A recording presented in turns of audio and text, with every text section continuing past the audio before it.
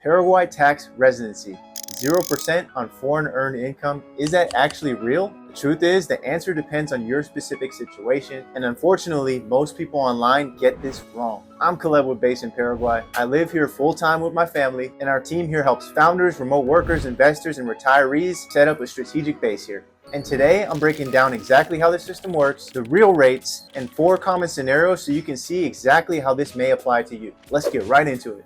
So first, the foundation. Paraguay uses what's called a territorial tax system, and this is a fundamentally different system from many Western countries. For example, in the US, Canada, and most of Europe, if you are a tax resident, the government will tax your worldwide income. This means it does not matter where the money comes from, you will owe taxes on it. Paraguay is the opposite. Paraguay only taxes income that is generated inside of Paraguay. That means if your income is coming from outside of Paraguay, including foreign clients, international investments, foreign dividends, or overseas businesses, that income is taxed at 0% under Paraguayan law. And this is not a loophole, this is actually how the system is designed. It is written directly into Law 6380 from 2019, which governs the tax framework here. And this is the big reason why founders, remote workers, investors, retirees, and business owners have been flocking to Paraguay to establish a tax residency here. Now, let me be clear about the actual rates, because the 0% only applies to foreign income. So if you earn inside Paraguay, there are real taxes. Personal income is taxed at 8 to 10%. Corporate income, a flat 10%. Capital income, like rental income, is 8%.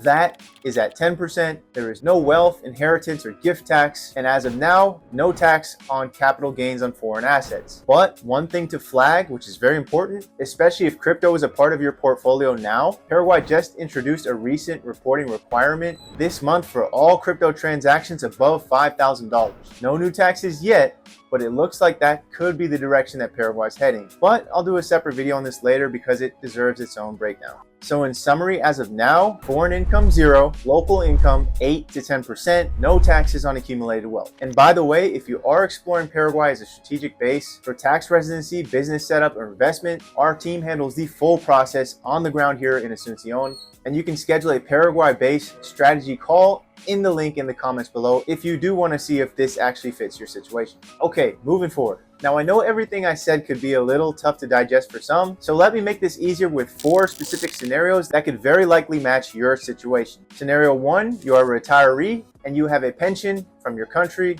maybe US, Canada, or Europe. That pension was earned abroad and it is paid abroad, which means under Paraguay's territorial tax system, it is taxed at 0%. You can move to Paraguay, enjoy the low cost of living, your pension stretches further, and you owe nothing to the Paraguayan tax authority on that income. This is honestly one of the cleanest uses of the Paraguay territorial tax system. Scenario 2, you are an investor. You hold stocks, real estate, or other assets outside of Paraguay. The dividends, capital gains, and returns from those assets are taxed at 0% in Paraguay. However, this is important. If you buy property inside of Paraguay and you earn rental income on your properties, that will be taxed by the Paraguayan tax authority because that income is local, and this will be taxed at 8%. So your foreign portfolio, 0, your local Paraguayan portfolio, 8%. The cool thing is both can exist at the same time. Scenario 3, you are a founder or a remote worker. You have a business, maybe a LLC in the US or a UK company, and all of your clients are outside of Paraguay. Now here's where it gets nuanced and where a lot of people online, especially talking about Paraguay's 0% tax, get it wrong. If you are living in Paraguay and performing your work in Paraguay every day, even if every single client is foreign and you are getting paid, and even if you invoice through a foreign company, the Paraguayan tax authority can consider that income to be Paraguay sourced because the work is being performed here. The activity is happening inside of the country. And under the law here, the source of income is determined by where the activity is performed, not where the client is located. So if you are sitting here in Asunción in a cozy cafe sipping tereré, serving US clients through your laptop in a US LLC, for example, that could be taxable at 8 to 10% here locally in Paraguay. Now, to be fair, that is still an incredibly low rate, 8 to 10% compared to the alternatives, especially in the US where I'm from. It's far less than what you would pay in most Western countries, but it is not 0. And you need to know that before you make the wrong decisions based on the wrong information. Scenario 4, you're a founder who travels frequently. You have a Paraguay residency, a Cédula, and a RUC, but you spend most of your time outside of Paraguay, working for other countries in the Mercosur, for for example, like Buenos Aires or Florianopolis in Brazil, and meeting clients abroad. In this case, your income is genuinely generated from activities outside of Paraguay, and the territorial tax system works as it was designed. Foreign activity, foreign income, 0% taxes. So the key distinction across all of these scenarios, it's not about where your clients are. It's about where you are when you perform the work. And this is what determines whether income is local or foreign under Paraguayan tax law. And this is exactly why getting the structure right matters, because a small difference in your situation can be the difference between 0% and 10%, which yeah, both are great compared to most countries, but you should know which one actually applies to you. And disclaimer, this is not tax advice, but I want you to have the real picture from a team doing it here locally in Asunción for foreigners right now, and not the oversimplified advice that you usually see online. So now let me walk you through what you actually need to become a tax resident here in Paraguay. And this is where a lot of foreigners usually get confused, because there are 3 separate pieces that oftentimes get mixed up. Number 1 is immigration residency. That is your legal right to live here in Paraguay. And you get this residency card through the immigration process. Note, we have made some videos on this before, so you can go ahead and check them out.